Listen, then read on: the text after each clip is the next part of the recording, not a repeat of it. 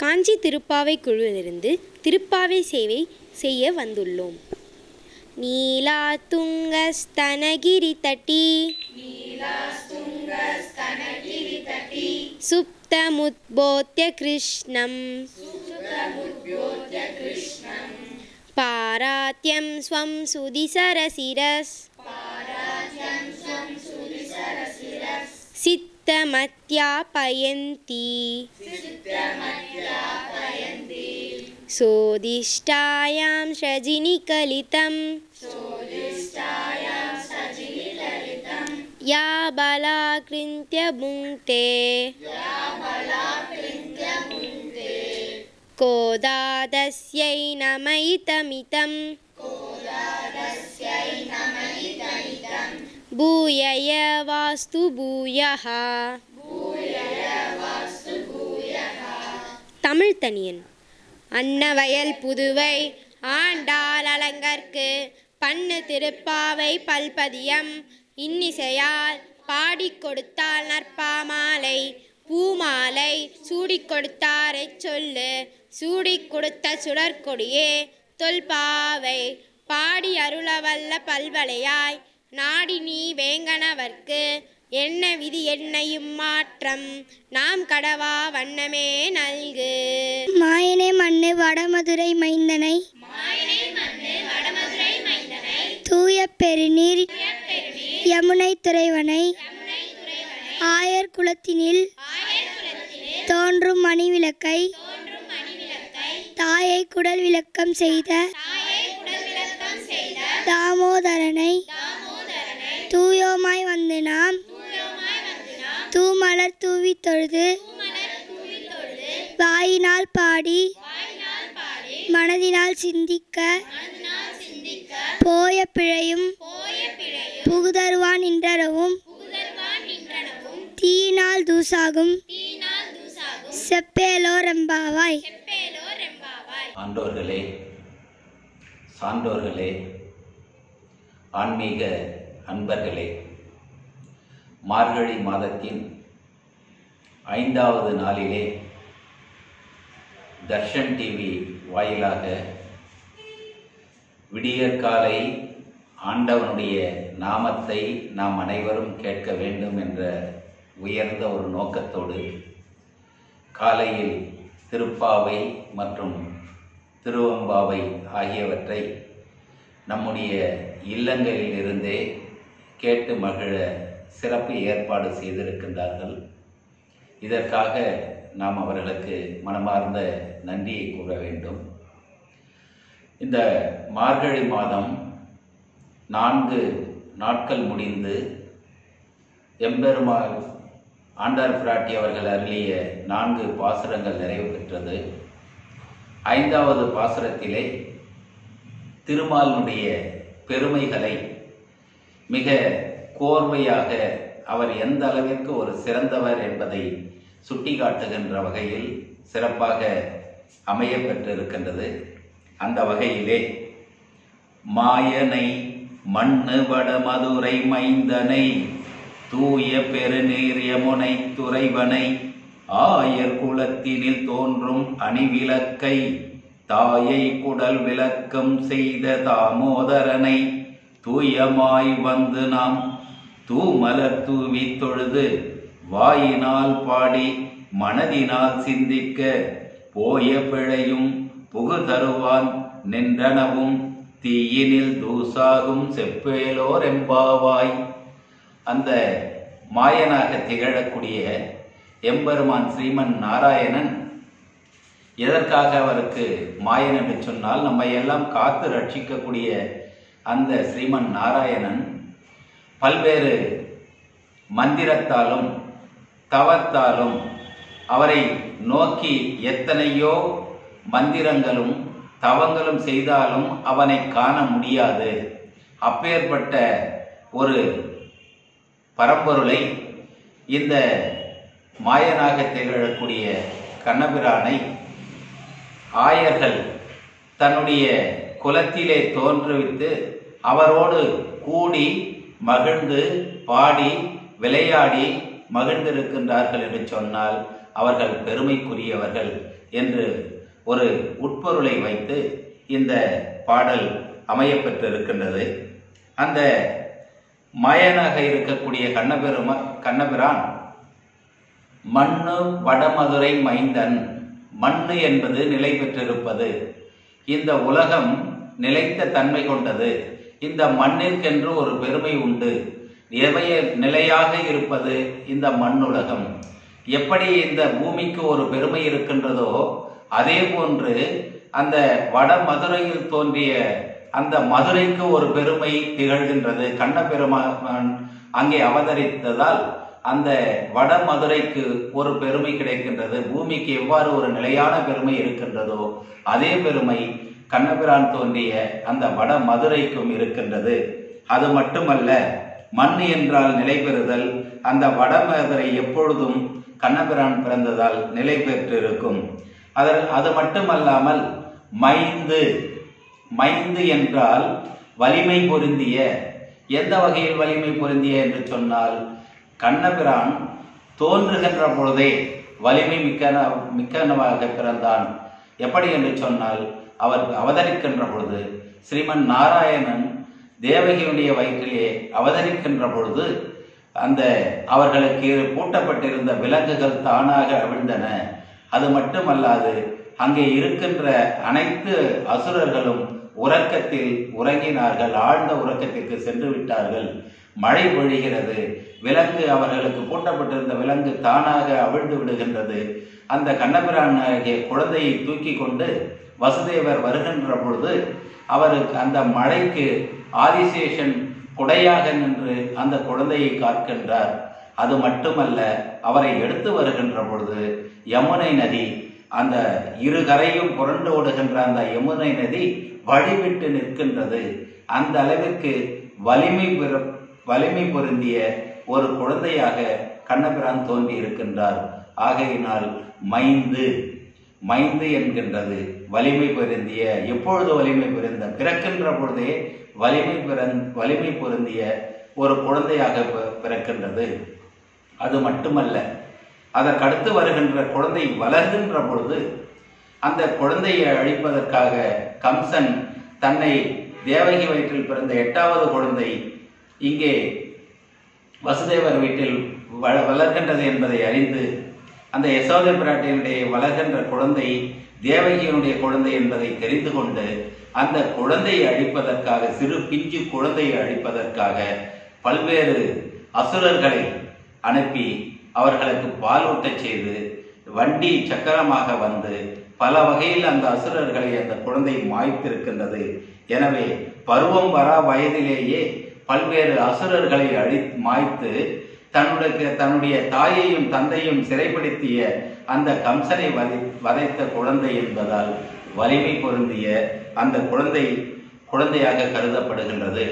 அதற்கடுத்து தூய யமுனை துறைவனை. அந்த இது 2 வகையா நாம் பார்க்கலாம். ஒன்று, அந்த குழந்தையை எடுத்து வருகின்ற பொழுது யமுனை நதி மிக பரந்த ஒரு நதி.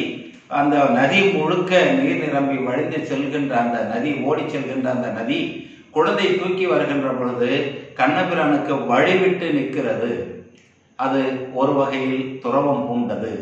அதற்கு அடுத்த நிலை வருகின்ற பொழுது அந்த யமுனை நதியில் கண்ணபிரான் குழந்தையாக இருக்கின்ற பொழுது ஓடி ஆடி அந்த நதிக்கரையில் விளையாடியதால் அந்த நதி பெருமை பெறுகின்றது.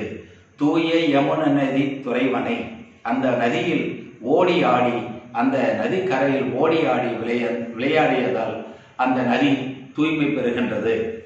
அதற்கு அடுத்து ஆய குலத்து தோன்றிய அணிவிளக்கை.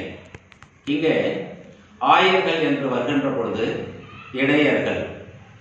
ஏன் இவர்களுக்கு இடையர் என்று சொன்னால், இந்த தமிழ் இலக்கியத்திலேயே முதலில் தோன்றிய நூல் சிலப்பதிகாரம். அந்த சிலப்பதிகாரத்திலே இளங்கோவடிகள் பல்வேறு வகையாக இந்த ஆயக்குலத்தினுடைய பெருமைகளை எடுத்து கூறியிருக்கின்றார். எனவே ஏன் இவர்கள் இடையர் என்று சொன்னால், மாக்களுக்கும் மனிதர்களுக்கும் இடைப்பட்டவர்கள், கடவுளுக்கும் மனிதருக்கும் இடைப்பட்டு நிற்பதால் இடையர்கள். அதற்கு அடுத்த நிலையில் வருகின்ற போது நம்மளுடைய தமிழ் மொழியை எடுத்துக்கொண்டால், இந்த பக்கம் குறிஞ்சியும் அந்த பக்கம் மருதமும். இந்த இரண்டு நிலத்திற்கும் இடையில் முல்லை வருவதால் அந்த முல்லையில் வாழ்கின்ற மக்கள் ஆயர்கள், இடையர்கள். எனவே இரண்டு நிலங்களுக்கு இடைப்பட்டவர்கள் இடையர்கள் என்று பொருள் கொள்ளலாம். இப்படி இந்த ஆயர் குலத்தினிலே இந்த கண்ணபிரான் தோன்றியது மட்டுமல்ல, ஆயர் குலத்தில் தோன்றிய அணிவிளக்கை. ஏன் அணிவிளக்குன்னு சொல்றாங்கன்னு சொன்னா, ஏற்கனவே பெருமை பெற்ற இந்த ஆயர் குலத்திலே தோன்றி கண்ணபிரான் தோன்றியதால் மேலும் அந்த ஆயர் குலம் எப்படி ஒருவருக்கு ஒரு நிகழ்ச்சிக்கு செல்கின்ற பொழுது பல்வேறு அணிகலன்களை அணிந்து ஒரு அழகு சேர்க்கின்றார்களோ அதே தன்மை போன்று இந்த ஆயர் குலத்திற்கு ஒரு பெருமை கிடைக்கின்றது. அந்த பெருமையை ஆயர் குலத்தில் கண்ணபிரான் தோன்றியதால் அந்த பெருமை ஆயர் குலத்திற்கு கிடைக்கின்றது. எனவே ஆயர் குலத்து அணிவிளக்கை. அது மட்டுமல்ல, ஏற்கனவே கூறியதை போன்று வேதங்களாலும் மந்திரங்களாலும் கட்டுப்படாத கண்ணபெருமான் பல்வேறு வேத முனிவர்களும் வேதங்களை எல்லாம் ஓதி பார்த்தார்கள், மந்திரங்களை ஜெபித்து பார்த்தார்கள். அவர்களுக்கெல்லாம் கட்டுப்படாத அந்த கண்ணபெருமான் எம்பெருமான் இந்த ஆயர்குல ஆயர்களோடு கூடி விளையாடு மகிழ்ந்து அவர்களோடு வாழ்கின்றார் என்று சொன்னால் அந்த குலத்திற்கே ஒரு பெருமை சேர்த்தவராக இந்த கண்ணபெருமான் திகழ்கின்றார். எனவேதான் ஆயர் குலத்தில் தோன்றிய அணிவிளக்கை என்று அங்கே குறிப்பிடுகின்றார். அதற்கடுத்து தாயை குடல் விளக்கம் செய்த தாமோதரனை. இந்த எப்பவுமே கண்ணபிரான் ஒவ்வொரு செயலிலும் ஸ்ரீமன் நாராயணனுடைய ஒவ்வொரு அவதாரத்திலும், அவதாரம் மட்டுமல்ல அவர்களுடைய ஒவ்வொரு அசைவிலும் ஒரு பொருள் இருக்கும். இதுல என்ன சொன்னா, தாயை குடல் விளக்கம் செய்த தாமோதரை. இப்ப நந்தகோபரனுடைய வீட்டுல பானை நிறைய தேவையான அளவிற்கு வெண்ணெய் நிறைந்திருக்கின்றது. ஆனால் அவற்றை தவிர்த்து கண்ணபெருமான் பிற ஆயர் வீட்டிலே போய் வெண்ணெய் கலவட வேண்டிய அவசியம் இல்லை. ஆனால் அவற்றிலே ஓர் உட்கருத்து இருக்கின்றது. அது என்னவென்று சொன்னால், அவர் சென்று அவர்களோடு குறும்பு செய்து விளையாடி அவர்களை மகிழ்வித்து அந்த வெண்ணெய்களை திருடியதால் அந்த ஆயர்குல பெண்டீர்கள் அனைவரும் வந்து யசோதா பிராட்டியிடம், உன்னுடைய குழந்தை எங்கள் வீட்டில் இருக்கின்ற வெண்ணெயெல்லாம் திருடிவிட்டான் என்று கூறுகின்ற பொழுது அந்த குழந்தையை கண்டிப்பதற்காக யசோதா பிராட்டி அழைக்கின்றார். ஆனால் அக்குழந்தை வரவில்லை. கண்டிப்பாக அழைத்து வராத குழந்தையை அன்பாக யசோதை பிராட்டி அழைத்து கோபமாக அழைக்கின்ற பொழுது கண்ணனை கூப்பிட முடியவில்லை, பிடிக்க முடியவில்லை. ஆனால் அன்பாக உனக்கு சோறு ஊட்டுகின்றேன் வா என்று அன்போடு அழைக்கின்ற பொழுது அந்த குழந்தை ஓடி வருகின்றது. அந்த வந்த குழந்தையை யசோதா பிராட்டி ஒரு தாம்பு கயிற்றை எடுத்து உரலிலே பெரியதாக இருக்கின்ற மர உரலிலே கட்டிவிடுகின்றார். அந்த தாம்பு கயிற்றில் கட்டப்பட்டதால் தாமோதரன் என்ற பெயர் தாங்கி நிற்கின்றார். எனவே தாமோதரன் என்பதற்கு தாம்பு கயிற்றால் கட்டப்பட்டதனால் தாமோதரனாக உருமாறுகின்றார். அந்த தாமோதரனை யசோதா பிராட்டி கட்டுண்டவுடன் அந்த குழந்தை சிறிது நேரம் இருக்கின்றது.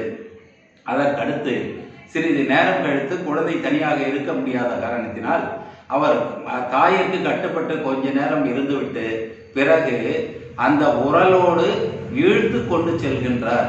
அப்படி செல்கின்ற பொழுது அந்த வாயிற்படியிலே, நந்தகோபனுடைய வாயிற்படியிலே 2 மருத மரங்கள் இருக்கின்றன, முருக மரங்கள் 2 மரங்கள் இருக்கின்றன. அந்த 2 மரங்களுக்கு இடையில் குழந்தை செல்வதால் அந்த மரங்களில் அந்த உருளை மாட்டிக்கொண்டு நிற்கிறது. அவற்றை பலம் கொண்டு தாமோதரன் இழுத்ததால் அவருடைய வயிற்றிலே ஒரு வடு ஏற்படுகின்றது. அந்த வடு ஏற்பட்டு அது மேலும் வலிமையாக இழுக்கின்ற போது 2 மரங்களும் வேரோடு சாய்கின்றன. அந்த மரங்கள் வேரோடு சாய்ந்தவுடன் அவற்றிலிருந்து குபேரனுடைய பிள்ளைகளாக மணீஸ்வரனும் அதற்கடுத்து கூகும்பன் என்கின்ற 2 பிள்ளைகள், குபேரனுடைய பிள்ளைகள் சாபம் நீங்கி எழுந்து நிற்கின்றார்கள். அப்பொழுதுதான் அவர்கள் ஏன் மரமாக இருந்தார்கள் என்று சொன்னால், அவர்கள் குபேரனுடைய பிள்ளையாக வளர்கின்ற பொழுது அவர்கள் விளையாடி கொண்டு இருக்கின்றார்கள். விளையாடி கொண்டு இருக்கின்ற பொழுது கந்தர்வ பெண்களோடு மிகவும் ஒரு ஆபாச நிலையில் விளையாடி கொண்டு இருக்கின்றார்கள். அப்பொழுது நாரத முனிவர் அந்த வழியில் செல்கின்ற பொழுது அந்த நாரத முனிவரை பார்த்தவுடன் அவர்களோடு இருந்த பெண்கள் எல்லாம் ஓடி சென்று ஆடைகளை எடுத்து அணிந்து கொண்டார்கள். ஆனால் இவர்கள் அந்த நாரத முனியை பொருட்படுத்தாமல் அலட்சியமாக இருந்துவிட்ட காரணத்தினால் நான் வருவதை கூட கண்டுகொள்ளாமல் நீங்கள் மரம் போல் இருப்பதால் நீங்கள் மரமாக போக கடவது என்று அந்த நாரத முனிவர் அளித்த சாபத்தினால் அவர்கள் இருவரும் மரங்களாக இருந்தார்கள். அப்பொழுது தன்னுடைய தவறை உணர்ந்து நாரத முனி, நாங்கள் செய்த தவறு, எங்களை மன்னித்தருங்கள் என்று கேட்கின்ற பொழுது அந்த நாரத முனி, கண்ணபெருமானால் நீங்கள் வீழ்த்தப்படுவீர்கள், ஸ்ரீமன் நாராயணன் குழந்தையாக வந்து உங்களை வேரோடு சாய்ப்பான், அப்பொழுது உங்களுடைய சாபம் நீங்கும். இதுதான் நான் ஏற்கனவே சொன்னது போன்று அவருடைய ஒவ்வொரு செயலிலுமே ஒரு பொருள் இருக்கும்.